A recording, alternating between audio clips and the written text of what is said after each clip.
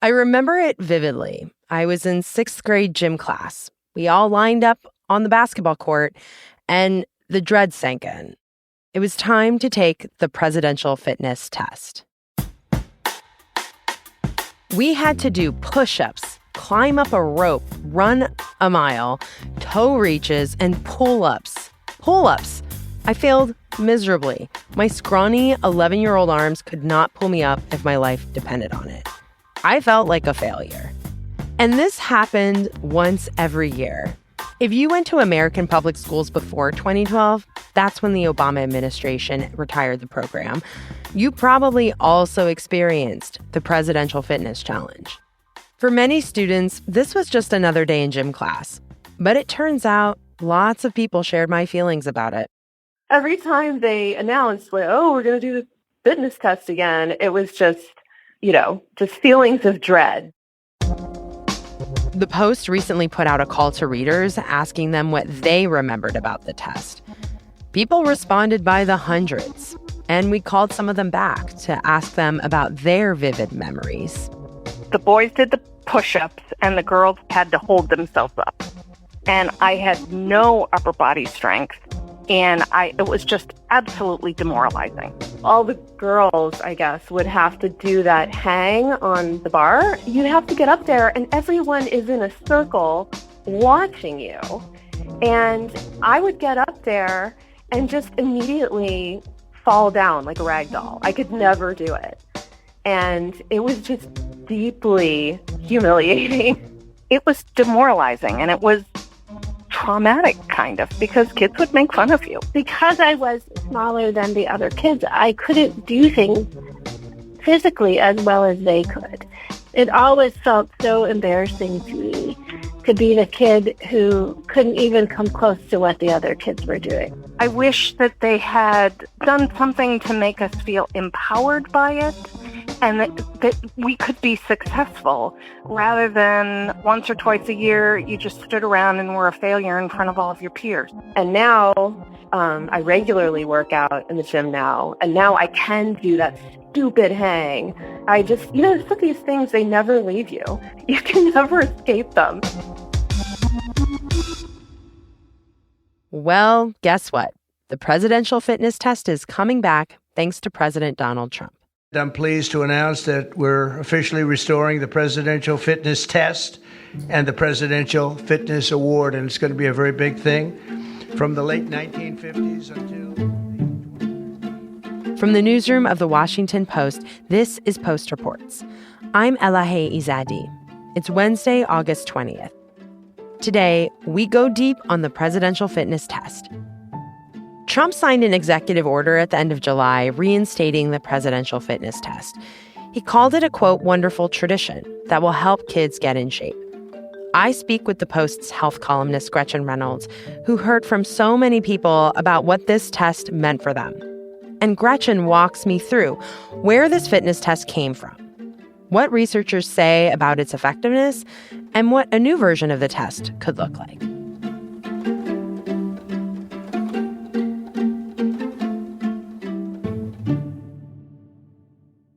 Gretchen, thank you for joining me to talk about the presidential fitness test.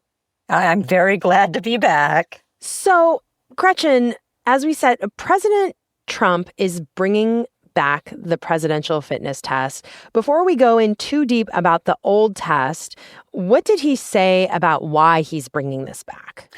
Well, what he said was that the main reason was to help combat an epidemic of unhealthiness among children, obesity, inactivity. They mentioned in the executive order military preparedness, and that bringing back the presidential test would help to start making children healthier and presumably also help them to lose weight, become more active. There's no timeline, but presumably soon, and it would be overseen by a council of experts, who at this point are mostly athletes, most of whom have ties to Trump, including the golfer Bryson DeChambeau, who has represented the Trump golf brand for several years. And the National Football League kicker Harrison Butker, and I believe several wrestlers. I'm sure we could probably do a whole episode just about this question, but just how big of a problem is childhood obesity and poor health in young people at this moment? Oh, it's definitely a huge problem. No one disputes that. The most recent statistics that I've seen are that about 23% of children, and that is up to about age 16, I believe, are in fact, they do have obesity. Beginning in about 1960, obesity was fairly rare, among children especially, and it has definitely increased, and so has inactivity. The most recent statistics from the Centers for Disease Control, they suggest that the official recommendation is that all children and teenagers get at least an hour of vigorous exercise, not just walking around, but vigorous exercise every day. At this point, less than a quarter of children and adolescents get even close to that much. So we have a definite epidemic of both obesity and inactivity among young children, and that does lead to pretty significant amount of ill health. So yes, we have a problem. Whether the presidential fitness test is the answer is definitely a question. So let's talk more about this question. And as a kid, I never really thought about why I was even doing this presidential fitness test. It just seemed to be like, this is just what everyone does in school. But I never really thought to look into why am I doing this and when did it start? What is the backstory to this? When did this fitness test begin? The actual presidential fitness test began under President Dwight Eisenhower in the late 1950s. And it was a very straightforward response to some emerging information that United States children were not as fit as children in Europe. And there really was concern that that would have effects on our military readiness, that we just were not keeping up with Europe. And so Eisenhower started this program where kids would be tested at school on their fitness, and presumably that would somehow motivate them to become more fit. Part of the idea was that the presidential fitness test would motivate children because if you were in the top percent, it was the top 15%, and actually got the award, you also got a patch. And usually you got to stand up in front of your whole school at an assembly and have your name read. And the program expanded in the next few years under President Kennedy. A country is as strong, really, as its citizens. And I think that mental and physical health, mental and physical vigor go hand in hand. Who was a very big fitness advocate and made sure that the test was pretty much nationwide by the mid-1960s. And it remained in place in various forms. The actual parts of the test, the benchmarks for how well children had to do, those changed over the years. But the presidential test and the presidential award remained in place until officially 2012. So generally, how did it work? Because, I remember doing specific exercises. As you mentioned, that the actual benchmarks changed over the years. But generally speaking, how did this work?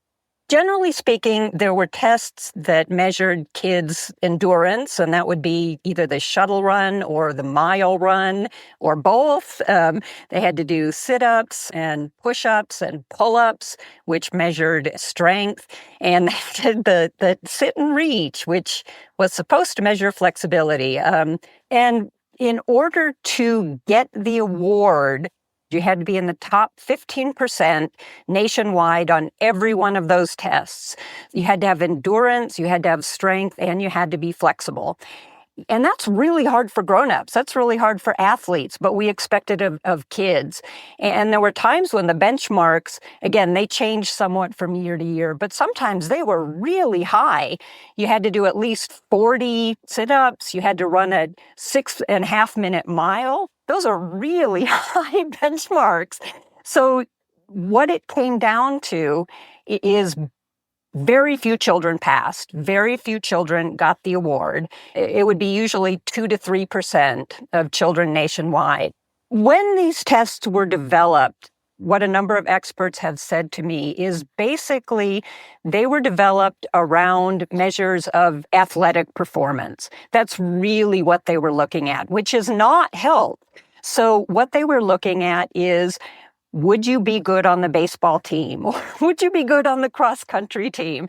That's not the same thing as, are you fit and healthy? So what kids were hearing was, you are not fit, and they're 10, 11, 12 years old. So if the test was designed to make kids more fit, it's probably fair to say it was not accomplishing that. So this presidential fitness test came to an end. Can you tell me about that? The presidential fitness test formally ended in 2012 when President Barack Obama disbanded it. But even before then, some schools had stopped using it. There was a pretty clear understanding among exercise scientists that this was not working. If by working, we mean that it was making kids become more active and avoid obesity. So there were a lot of questions about whether this was an effective way to get children to be active. And President Obama basically said it's not, and did institute a new approach to testing. Yeah, what is that new approach to testing? Because I'm wondering, we talked a little bit earlier about this problem of childhood obesity and just poor health in young people. And I'm curious, how did this new program work, and did it improve the situation? The new approach to testing was called FitnessGram. And the idea with FitnessGram was that you would try and test children on elements that were more related to health than just athletic performance. And some of the tests are still sort of the same. They still had a shuttle run. They no longer had the mile run, but they still did have some tests of your aerobic endurance and your muscular strength. But they were set up, at least they tried to set them up, so it wasn't just competitive. It wasn't just children competing against one another and only a certain number did well. The idea was you started setting sort of these zones of what is healthy, and you told children sort of where they fit into that zone. And the important part of that, at least according to the researchers I talked with, was it was meant to have follow-up. So you would send home a little report card to the children and their parents that said, this is where your child sort of wound up in terms of endurance. Here's some suggestions for how they might improve that. It was meant to be part of a whole program where you would have PE classes that were designed to actually try and improve children's fitness. It's very important to say here that the FitnessGram and all the people involved with it had a lot of really good intentions. But after FitnessGram was instituted, childhood obesity continued to climb and inactivity became even worse.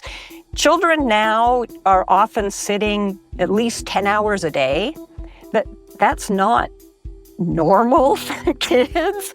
But in fact, the level of inactivity in children has been growing year over year now for just decades.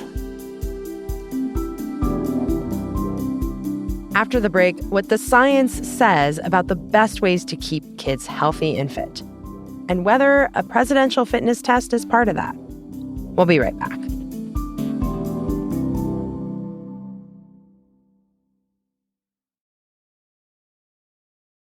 So, Gretchen, obviously, as you've described, this has been an ongoing problem. Poor health in children. President Obama tried to revamp the old fitness test and replace it with something else. But, we still have a problem. So President Trump is bringing a fitness test back. And will it be like the old one that I did as a kid and other people have done as children? Will kids be out here doing toe reaches and climbing up ropes? There were no specifics in the executive order about the presidential fitness test, and I did not get a response from the press office at the Health and Human Services Department.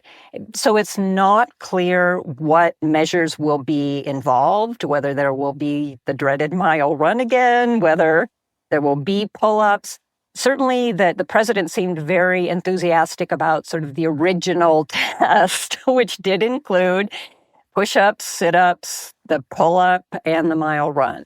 There also were no researchers or scientists so far who are part of the Presidential Council on Fitness and Nutrition, which will be overseeing this. So it's not clear yet what tests will be involved. I'm just thinking also about this idea of like the old fitness test and how it wasn't really that effective. The replacement doesn't seem to have, generated better outcomes necessarily, but like thinking about the old test and just the idea of like how much trauma even adults well into their 60s, 70s still carry from it. And can you just like, describe a little bit more about that? Like, what is it about the old test and how people interacted with it that led them to carry these lifelong memories? I did talk to researchers about this, and the funny thing is, the minute I said to a researcher, I'm writing a story about the presidential fitness test, they'd say, oh no! And in particular, researchers who deal with exercise behavior, because we do have a better understanding of why people exercise and also why they don't. And the fact of the matter is, most of us don't.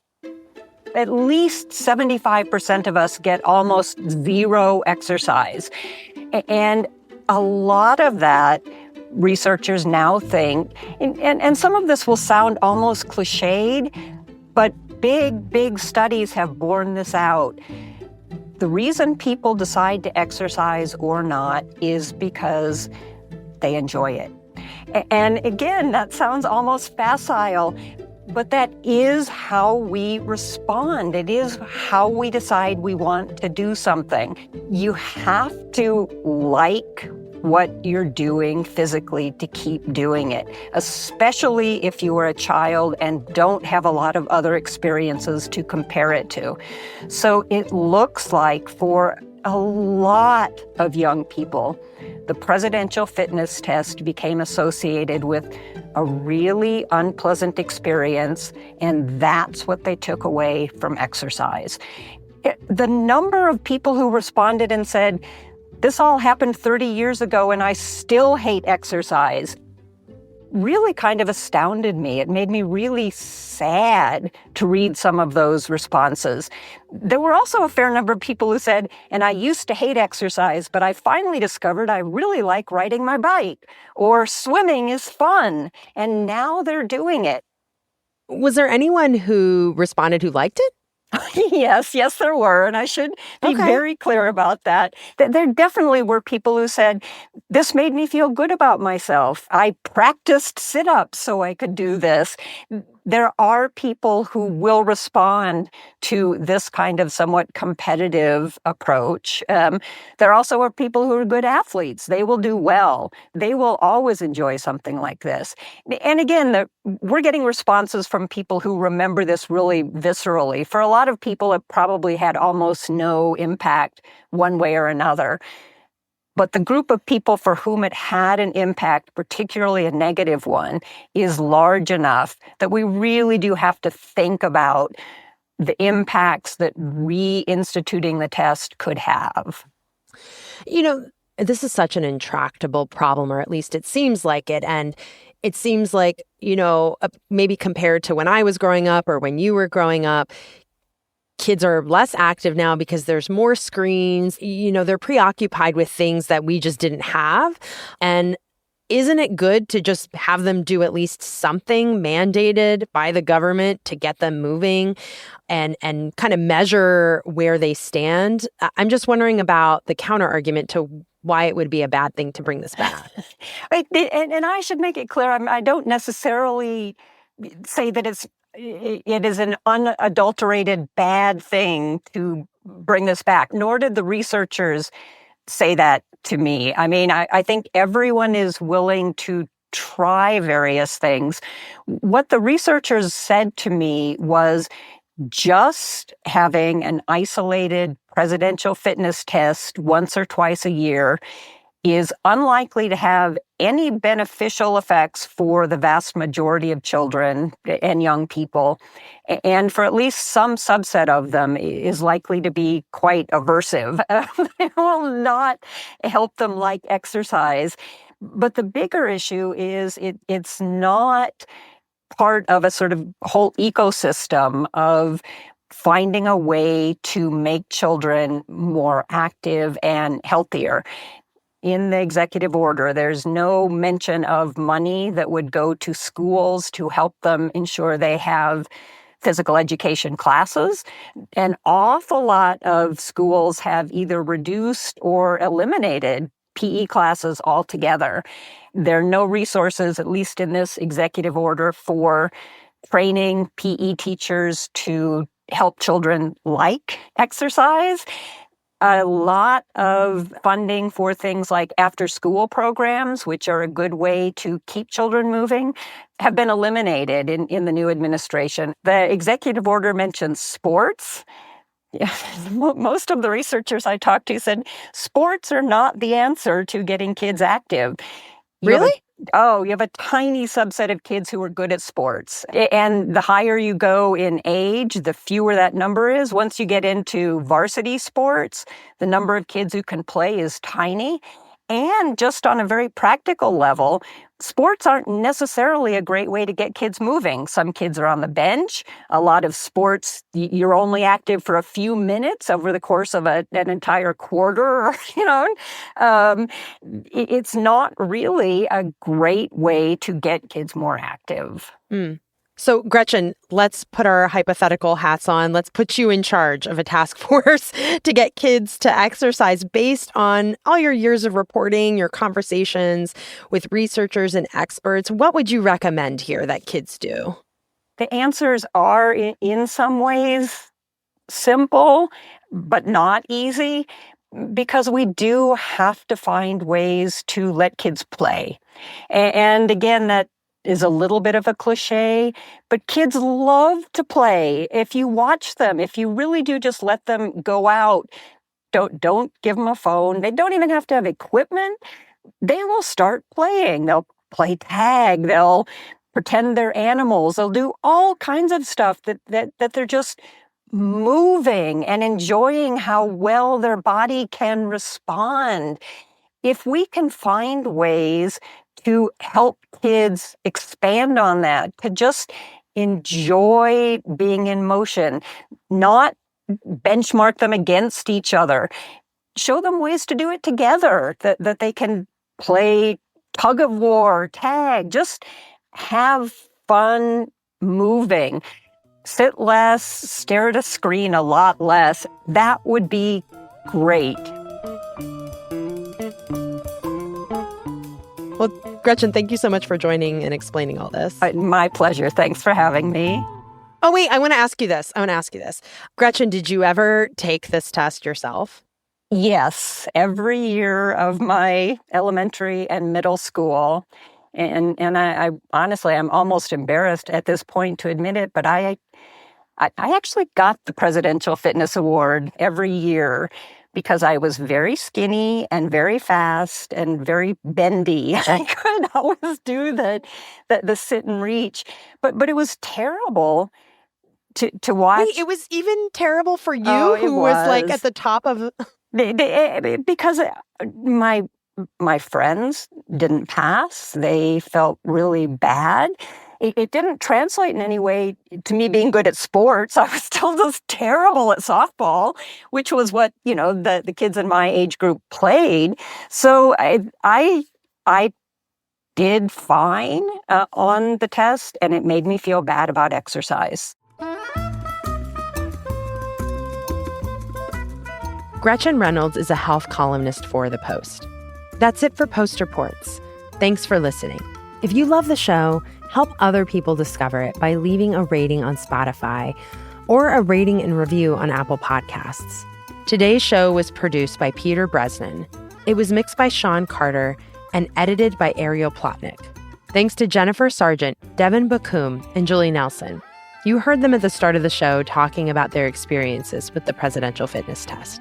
And thanks also to Emily Kotick and Teresa Tampkins. I'm Elahe Izadi. We'll be back tomorrow with more stories from the Washington Post.